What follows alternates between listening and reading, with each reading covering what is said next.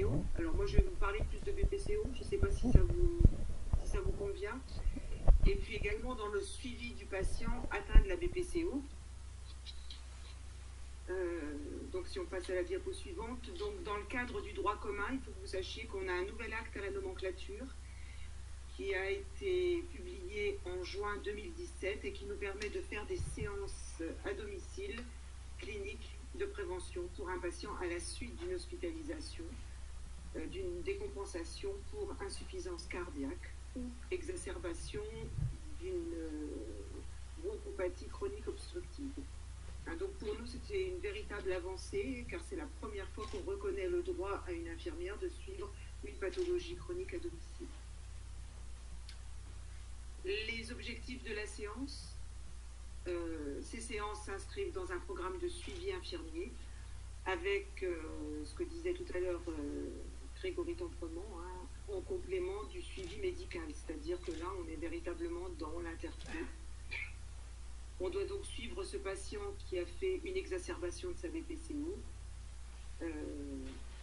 On a un protocole qui est bien établi et qui nous permet ensuite d'adresser à nos collègues professionnels de ville les éléments qu'on a suivis pour ce patient. Donc dans la séance, c'est tout d'abord l'éducation du patient et de son entourage. C'est la vérification de la bonne observance des traitements, la surveillance du traitement, la tolérance et voir éventuellement si on constate des effets indésirables, la bonne utilisation des différents dispositifs tels que l'oxygénothérapie. Je vous donne un petit exemple. Hier, j'ai un patient qui m'a dit mon appareil d'oxygène il marche pas bien. Le patient, il y a son fils qui était à côté. Au lieu de le laisser comme il était, il l'a réglé à 7. Donc, belle réaction du patient. Donc, vous voyez un petit peu dans les suivis quels sont les points importants à signaler à nos patients. Leur dire que si on modifie un débit de cette façon, c'est hyper dangereux.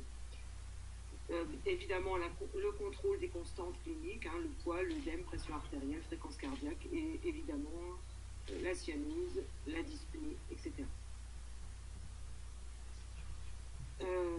Pour la facturation, là aussi c'était un point important, c'est que cet acte de suivi est facturé 18,27 €.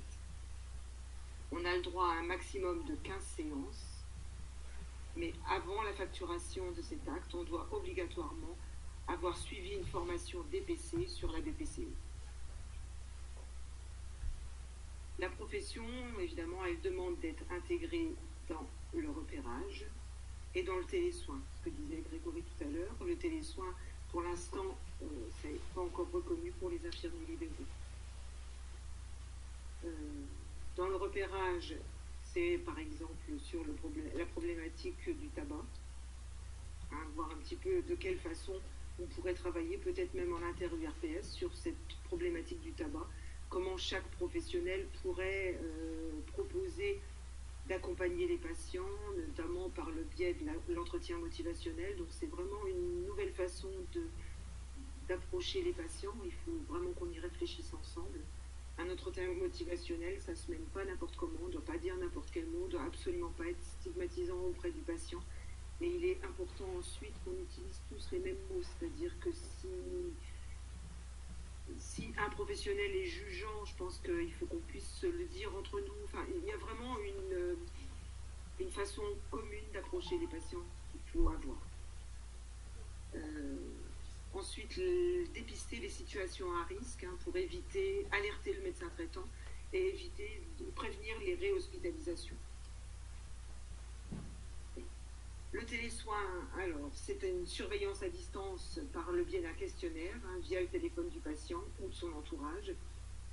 Donc, pour nous, c'est plus du télésuivi, c'est un petit peu la même chose. On doit absolument mettre en place des fiches de surveillance qui permettent la traçabilité de ces actes.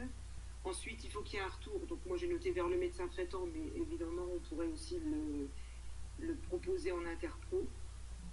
Ces télésoins doivent se faire obligatoirement sur prescription médicale.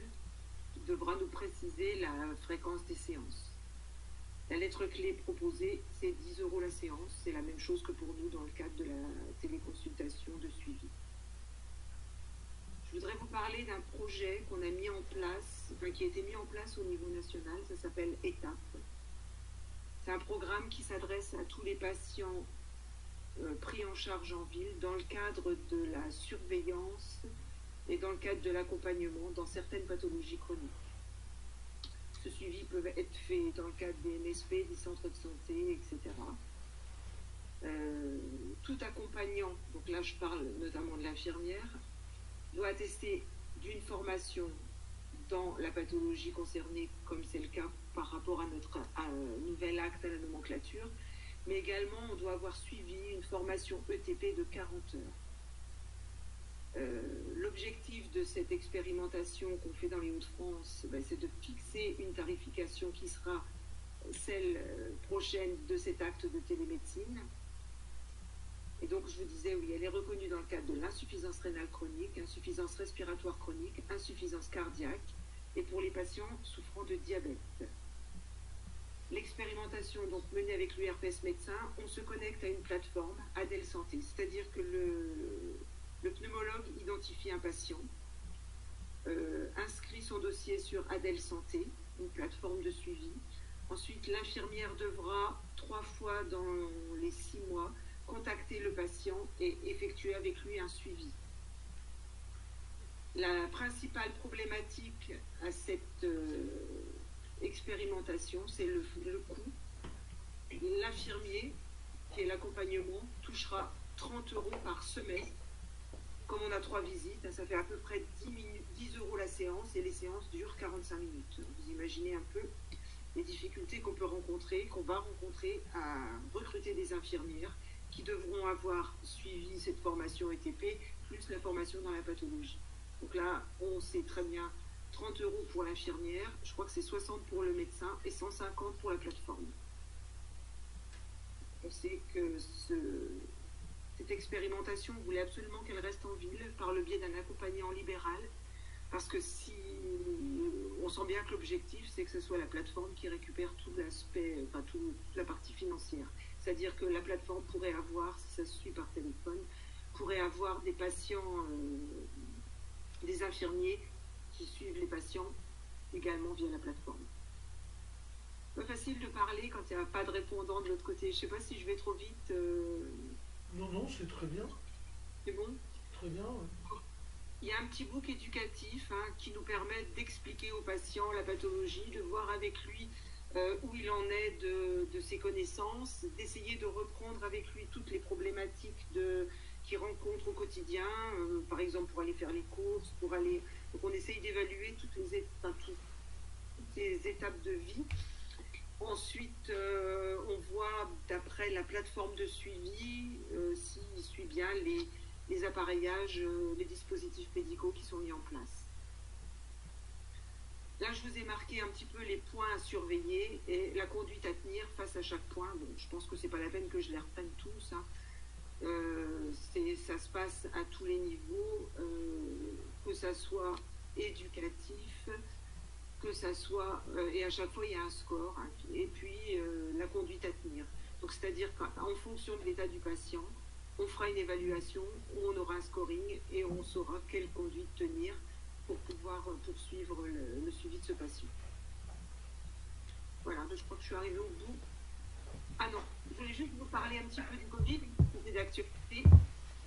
Simplement vous dire que notre acte 5,8, on peut également l'utiliser dans le cadre du suivi d'un patient Covid à domicile.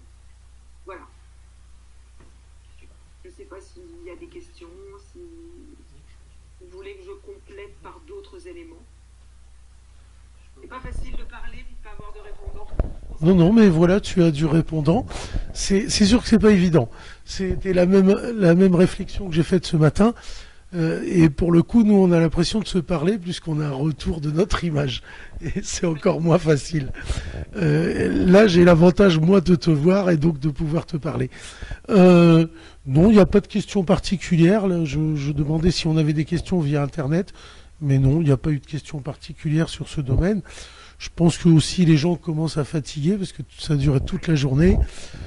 Ça s'est pour moi très bien passé. Nous avons eu beaucoup de connexions et j'en suis fort heureux. Je pense qu'on essayera de renouveler cette expérience en espérant pouvoir le faire cette fois-ci et en présentiel et en distanciel comme on l'a fait là, parce que en distanciel c'est quand même pas si évident que ça. Mais le distanciel a aussi l'avantage de pouvoir avoir des questions, des questions et puis d'attirer plus de monde et d'éviter les trajets. Donc ça peut être sympa sur une grande région comme est la nôtre, les Hauts-de-France, puisque toi tu te situes dans l'Oise et nous dans le Nord, complètement à l'opposé. Voilà, sur ce, je te remercie beaucoup d'avoir pris le temps d'intervenir. Et je pense que je vais libérer tout le monde en souhaitant à tout le monde une bonne soirée, en espérant pouvoir rentrer chez nous, parce que ici sur l'île, on a quelques centimètres de neige qui tiennent bien depuis ce début d'après-midi, et je pense que ça va être un peu galère. Voilà.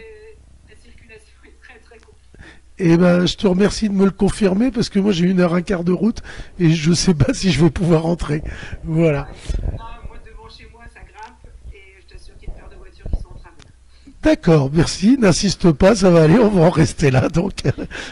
Et écoutez, en tous les cas, voilà, je remercie tous les internautes, tous ceux qui sont connectés. Je vous rappelle que les vidéos des différentes interventions seront disponibles sur notre site et pourront être visionnées par qui le souhaite. Et donc n'hésitez pas, si cela vous a plu et vous a intéressé, par bouche à oreille, à en faire part à d'autres collègues qui pourront les visionner, bien entendu en différé, mais ils auront accès au même contenu.